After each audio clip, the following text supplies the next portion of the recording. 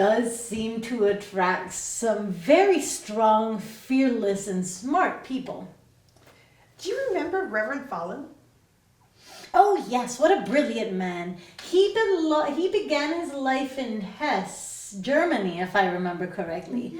Imagine a young law student full of ambition when the Napoleonic Wars broke out. And like so many young men at the time, he joined the military. But a case of typhoid sent him back home before long, and he returned to his studies. And he graduated and became a professor. Yet his heart longed for democracy. He wrote essays and poetry about abolishing tyranny, challenging the monarchy no matter the cost. But when an acquaintance of his assassinated a conservative ambassador, he found himself imprisoned. They never found any evidence that he had anything to do with that. But as soon as he was released, he knew that Germany was no longer safe for him. So he went to Paris, and then he went to Switzerland to continue his work. Well, but Germany still pursued him. His refuge did not last long at all. It wasn't long before he was bound to the Americas. Oh, you know who he met on the boat? Oh, who did he meet? The Marquis de Lafayette. Oh, no. He was coming here for our birthday. Oh, what a wonderful thing. I'm so glad that they met together. They had met before, though. Both men passionate about ending slavery. Lafayette was on his farewell tour of America, and they struck up their old conversations. Lafayette sent letters of introduction for Follen, paving his way into Boston's academic world. And that is how Follen became the first German professor at Harvard University. He started teaching ethics, but it didn't take long before German literature became his focus. Oh, he was so loved at Harvard. He was so well loved.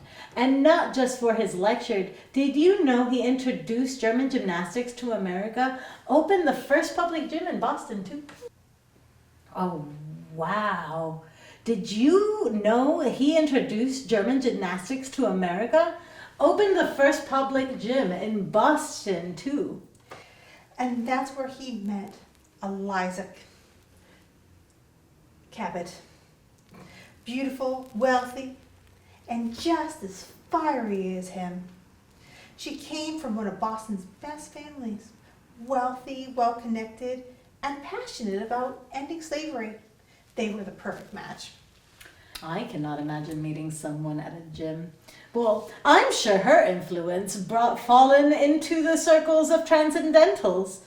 Those great thinkers of the day. He shared German romanticism with them, art and poetry and philosophy, and fed ideas of freedom and spirit.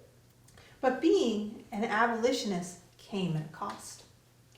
Riots broke out, people lost jobs, some even lost their homes, burned for speaking out. Yet Follen didn't waver. And when the governor tried to push a gag order through the State House, he delivered a passionate speech against it as blatantly unconstitutional, he said. He won the argument. He won the argument. But it cost him his position at Harvard. Around that time, he became a minister focusing on his passion for sermons, and community work. But they weren't just radicals and scholars. They were also hosts, too. Imagine Boston at the time, still wary of Christmas as being slightly too popish. But being German, Follen loves Christmas. Oh my God. At one of his gatherings, he revealed a German, a Christmas tree. It was decorated with candles and little dolls. Everybody was in awe. Until one of the dolls caught on fire. Yeah, a little bit too much Christmas spirit, if you ask me. Eventually, Follen's friend Eli Robbins, from Lexington, convinced him to found a church in Lexington. And during his first day, they lodged in the stone building, preaching with conviction, and even designed the octagonal church himself. With words like these, may this church never be desecrated by intolerance or bigotry or party spirit. More especially, its doors might never be closed against anyone who would plead the cause of oppressed humanity. And as the church was being built, Follen traveled to New York.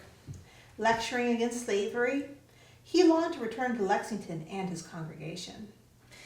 Tragedy stuck as he journeyed back, though. A spark from the steamship ignited the cotton cargo. The ship burned and sank off of Long Island.